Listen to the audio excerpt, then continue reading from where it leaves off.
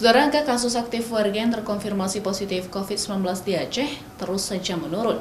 Bahkan, Rumah Sakit Umum Zainal Abidin yang menjadi pusat rujukan utama pasien COVID-19 kini hanya merawat 1 orang pasien saja. Namun mereka tetap siaga antisipasi lonjakan kasus menjelang liburan akhir tahun.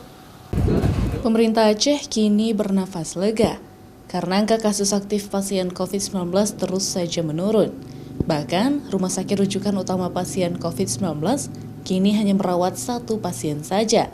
Meski banyak ruangan pinire yang kosong, namun pihak rumah sakit tetap menyiagakan tenaga medis terutama di ruangan IGD Pinire jika sewaktu-waktu terjadi lonjakan kasus, terutama menjelang liburan akhir tahun karena warga banyak yang berpergian keluar kota.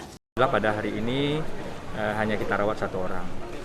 Mungkin inilah salah satu kesuksesan atau upaya dari pemerintah Aceh, Bapak Sekda melalui Bapak Gubernur, yang memerintahkan seluruh jajaran untuk melaksanakan vaksinasi COVID secara massal, sehingga kasus semakin berkurang. Itu doa kita semua. Menurut data dari rumah sakit, angka tertinggi rawatan pasien COVID-19 terjadi pada bulan Juli lalu, yaitu mencapai 185 orang yang dirawat dalam sehari.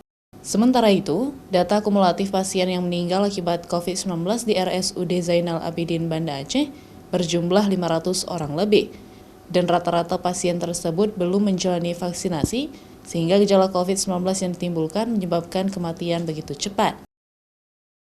Nova Misdayanti, Kompas TV, Banda Aceh.